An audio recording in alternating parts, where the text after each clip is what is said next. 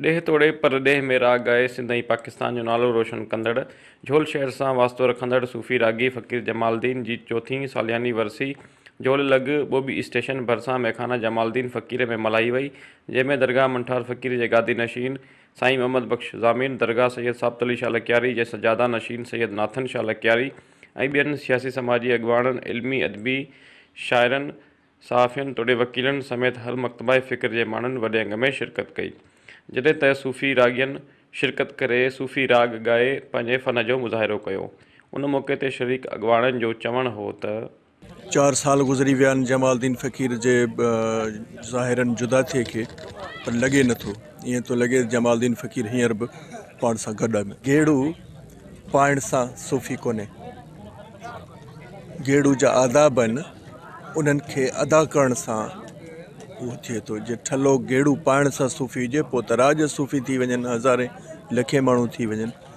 त मूं जीअं पहिरीं चयो त सूफ़ी थियण लाइ जमालदीन फ़क़ीर खे परखणु खपे त उहो हक़दार हो गेड़ू पाइण जो, जेको उन जो किरदारु हो उहो हिकिड़ो उन खे माण्हू उन ते तहक़ीक़ करे त उन में जेके ख़ूबियूं हुयूं ऐं जंहिंजो हिकिड़ो तत्व पाण कढूं, जेको मेन उनजो मक़सदु हो त जमालदीन फ़क़ीर जो अंदरु साफ़ हो।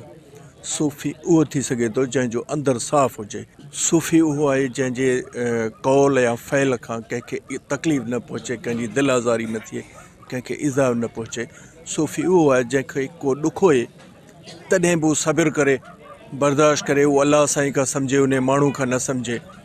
त इहे सूफ़ी जो मेन जेके पॉइंटूं आहिनि, इन्हनि ते हली माण्हू अॻिते पहुचंदो। सूफ़ी चइजे उनखे जेको कीनो कीन रखनि, ज़िक्र कनि ज़ात जो न ख़ाली दम खणनि, ज़ाहिर बातुन शरीयत जा जेके अमल अदा कनि। जमाल फ़क़ीर जन कॾहिं कज़ा कोन कयो। फ़क़ीर साईं पंहिंजी पूरी ज़िंदगी में राग त पंहिंजी जॻह ते रहियो, पर हूअं बि इबादत गुज़ार हुया। न कॾहिं रोज़ो कदा कयो, न कॾहिं नमाज़ कदा कई, हमेशह फ़क़ीरी फ़िक्र रहंदा। ऐं जीअं फ़क़ीर हुजण जो हक़ आहे त सौ फ़क़ीर फ़े माना फ़ना, ये माना यकीन, रे माना रियाज़त, काफ़ माना किनायत, इहे शयूं जेके हुयूं सो बाबा साईं में फ़क़ीर बाबा में हुयूं, जेका हुन पूरी ज़िंदगी गुज़ारी सा फ़िक्र सां गुज़ारी ऐं शरीयत खां ॿाहिरि न, शरीयत जे दायरे में। ऐं सूफ़ी बि अहिड़ो हुयो जो नमूने अमल हुयो। जीअं ज़ामिन साईं चयो त सूफ़ी अगरि कंहिं थियणो हुजे त फ़क़ीर जी ज़िंदगी मां सबक़ु हासिलु करे। सो बाबा साईं हमेशह लाइ जॾहिं बि शाइरी कंदा त रुगो वेर वजूद सां नांगन इहो नाज़, अलाह तो इश्क जी नीति जे नमाज़, जमाल फ़क़ीर जग में उहे पल पल कनि परवाज़, ॻाइनि राग रमज़ो जो सुनदा खणी साज़, इश्क जो आवाज़ कढनि पंहिंजे कल्ब मां। ऐं फ़क़ीर साईं जी वरसी आहे, चौथी वरसी आहे, ऐं असांखे मौला तौफ़ीक़ ॾींदो त इंशाअल्लाह ताला फ़क़ीर साईं जे फ़िक्र खे जारी वसाए रखंदासीं। जमालदीन फ़क़ीर सिंध जो उहो आवाज़ हुयो जंहिं आवाज़ जे ज़रिए पूरी दुनिया में मोहबतनि जी प्रचार उहा कई ऐं हुन जेको आहे सो इंसानियत जी प्रचार कई। ऐं जमालदीन फ़क़ीर असां न सिर्फ़ु सांगड़ वासियुनि जे लाइ एज़ाज़ जी ॻाल्हि आहे ऐं फ़ख़ुर जी ॻाल्हि आहे, पर पूरी सिंध जे लाइ फ़ख़ुर जी ॻाल्हि आहे त हुन पूरी दुनिया में मोहबतुनि जी प्रचार कई।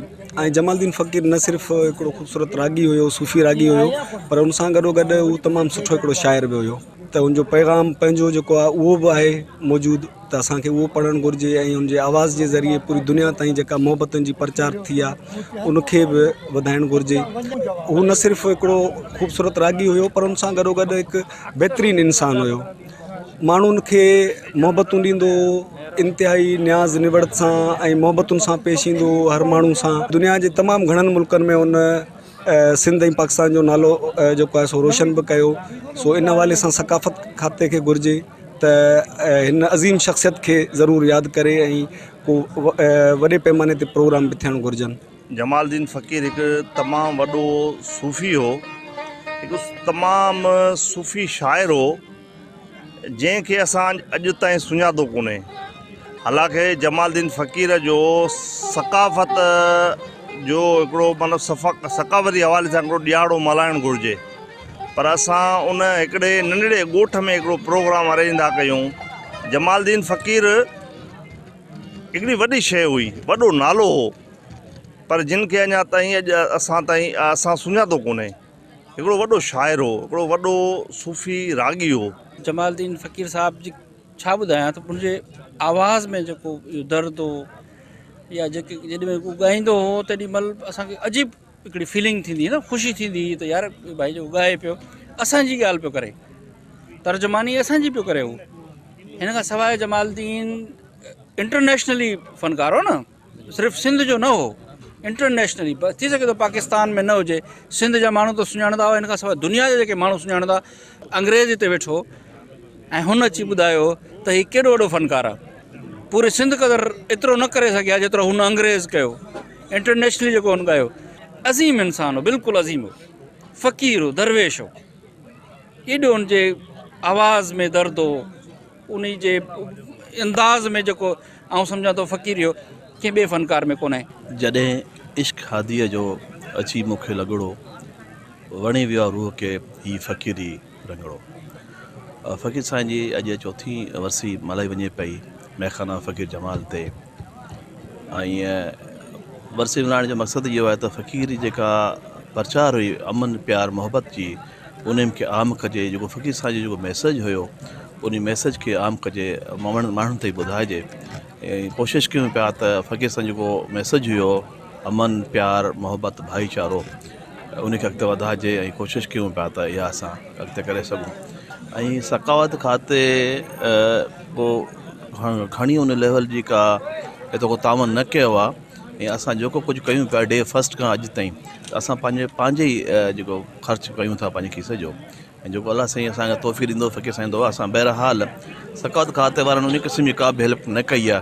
त को हिकिड़ो हुयो असां साईं जन जो मिनिस्टर साहिब जो वाइदो बि त फ़क़ीर साईं जी औलाद खे हिकु नौकिरी ॾिबी, पर उन ते बि को ख़ासि अमल कोन थी सघियो। जॾहिं असांजी मुलाक़ात थी मिनिस्टर साहिब सां, सरदार साहिब जॾहिं हुया, कल्चर मिनिस्टर अॼु बि आहिनि, मुलाक़ात बि थी कराची में, त साईं जन चयो त तव्हांजो हक़ आहे त फ़क़ीर साईं खे औलाद खां नौकिरी ॾिजे, सभ खां पहिरीं रोज़गार हुन खां बाक़ी ॿिया मसइला, त उन शइ ते अमल कोन थियो। हर साल अक़ीदत ऐं एतिराम जेका असां हीअ वरसी मल्हाई वेंदी आहे, हीअ बिल्कुलु जमाल फ़क़ीर यादगार कम्यूनिटी जे प्लेटफॉर्म तां वरी अक़ीदत सां मल्हाई वेंदी आहे। छो त फ़क़ीर साईं न रुॻो असां औलाद जो हू आहे, पर हू पूरे मुल्क, पूरे पाकिस्तान जो हिकिड़ो अमन जो सफ़ीर रागी थी गुज़रिया आहिनि।